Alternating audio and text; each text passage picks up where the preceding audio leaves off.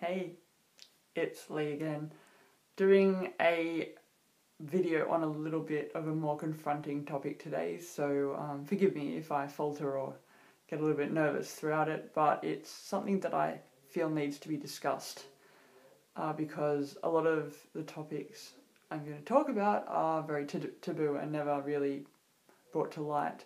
So I want to speak about the unspoken aspects of anorexia eating disorders and recovery. So physical, hormonal, mood, all that kind of stuff, and the way that habits change and eating changes throughout that process. So I just want to say before I begin that this video may be a trigger to some people, and if it does make you too uncomfortable, please turn it off. I am only really recording it to be helpful. So if it's not being helpful and it's not giving you good insight and it's just making you feel really uneasy or making you want to, do silly things, then please don't watch it, please. If you do need to seek help, please call a eating disorders or depression helpline immediately. Okay, so I will warn the general public that some of this stuff may be confronting, especially if you're not aware that some of it goes on. As I said, don't want to offend anyone. I just want to give insight and try and be of assistance if you do want extra insight. Okay, here we go. So I'm going to start with the physical aspects of an eating disorder to begin, particularly anorexia. So for me, the things that weren't really spoken about that I actually felt and that went on within my body were, I have rickets in my legs now. Growing up with not enough calcium and not enough nutrition in my food, my bones didn't take it too well. So my knees, I can't get close to each other. And when I run, it's quite higgledy-piggledy, and that's something that I won't be able to fix. So I have quite bow legs. So I am lucky that I don't like skirts, because if I did, I would look a little bit pathetic. So yeah, rickets in the bones. So if you're young and you're going through it, try and get enough calcium, please, because there are long-term effects and they probably aren't fixable. Muscle loss. I only 2 years ago was a fitness instructor, and now I am far from a fitness instructor. I have very wobbly arms, just because I've lost so much muscle because I haven't eaten any protein. So you do lose muscle very quickly. Your bones do degrade very quickly, and as you get older, you get osteopenia and osteoporosis. So you need to keep on top of that. That links into hormones because estrogen and testosterone help to keep the bones strong, and your hormones do fluctuate a lot with an eating disorder. So you experience loss of libido. I've termed myself long-term asexual because I just haven't had a sex drive really ever, because I believe it's because of my eating disorder. Because obviously the body goes into survival mode and just puts your energy into things that you actually require to stay alive, not things that are pleasurable, which is apparently sex and dating and all those lovely things. So yeah, maybe that'll be something that comes back, and I'm pretty sure the testosterone may help with that one as well. Woohoo. So hormones definitely fluctuate. I also have a thing called vaginismus, which is pretty much my estrogen and progesterone are so low now that I am no longer fertile. That may or may not be long term, but I'm amenorrheic, so I've lost my menstruation. I've got prepubertal regression, which means that I've pretty much, my reproductive system is about the same as a 10 to 12-year-old. So I haven't actually gone through my puberty yet. I've gone back before it. I've got no periods. I've got a very small reproductive system. My uterus is shrunk. Which apparently could be rectified over the next 10 years if I go on the pill. But I took the alternative solution to that to go with testosterone therapy because of my gender dysphoria, which I think is going to be the best approach for me personally, but for most people, most females with an eating disorder, they would go on the pill and that would get their hormones balanced again and help with their bone density and things like that. So yeah, just other things that I thought were worth discussing.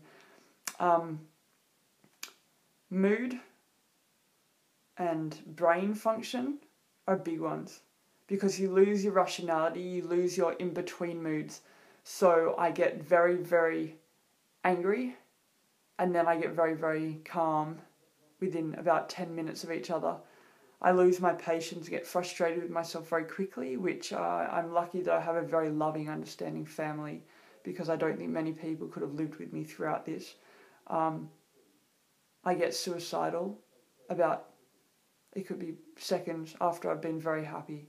So those snap moods are to do with the way that the body moderates, and when you're not eating enough and you're in starvation mode, you lose your rationality and you lose the ability to actually function normally. So you just snap between different moods and different things, and you can't actually calm yourself.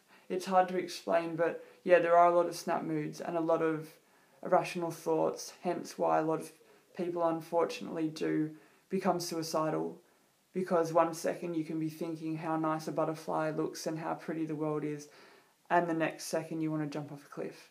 And if you catch yourself in that, well, if you don't catch yourself in that moment, if you allow yourself to run with that thought, it's really, really dangerous. So that's another aspect that I don't think is really discussed, the fact that, you know, there are those snap moods and there is that lack of rationality, and it is really scary for the sufferer, because most of the time they don't want to die. It's just that one impulsive moment that leaves them there, and had you not been put off another hour, they probably wouldn't want to do it anymore, and they probably wouldn't have done it. So it's very scary and it is very confronting.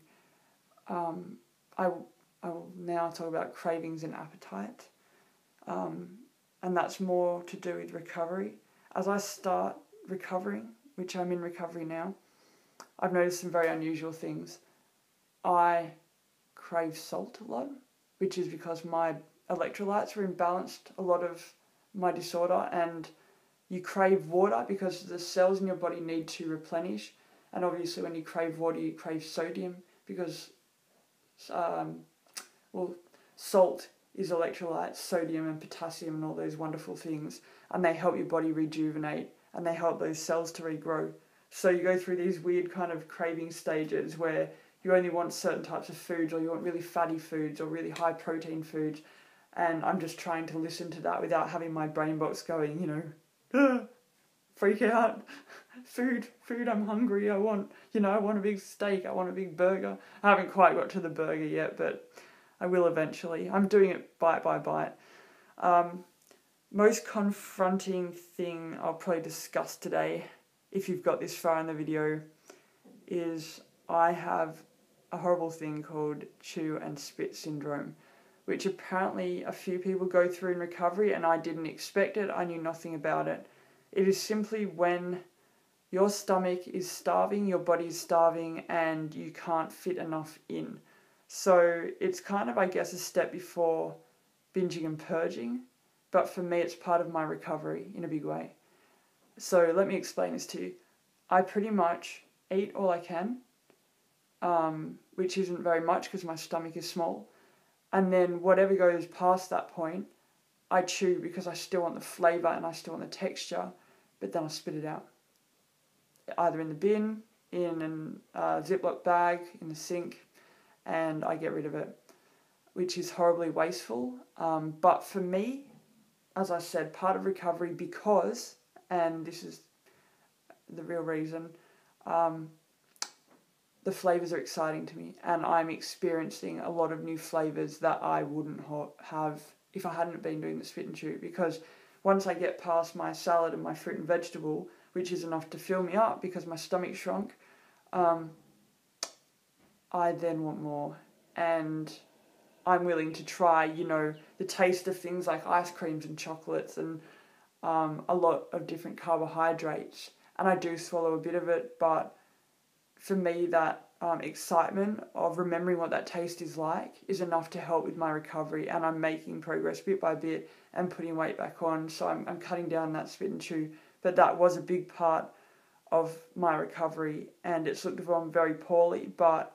I think for some people like myself, it has been very helpful, albeit quite stressful for my family and for myself, because I don't like wasting food. And I know for some people it actually turns into a disorder in itself, which I do not promote at all, can I say. But as part of recovery, it was something unforeseen that's actually, helped me personally.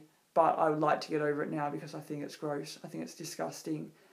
But it was my body's way of getting back into the food world. And now I'm kind of excited because there's so many foods I don't remember the taste of or the texture of, or there's so many foods I haven't eaten since I was so young that it's going to be, like taking a young child to a birthday party now. Other things are from the weight gain and weight loss. I've got a lot of excess skin. Parts of my body look rather interesting, which is not particularly attractive, but for me it's like a wound from a war. Something that I look back on and go, I've been through some shit. Oh, excuse my language. I've been through some stuff and I've moved on, and that's what I've got left from it. So, for instance, my stomach hangs because of the excess skin. My skin everywhere is quite stretchy. I've got a lot of skin, but not much to feel at the moment. But after I start my transition, which is going to hopefully happen soon, I will put a bit of weight on and hopefully fill some of that out with muscle and fat. So looking forward to the future.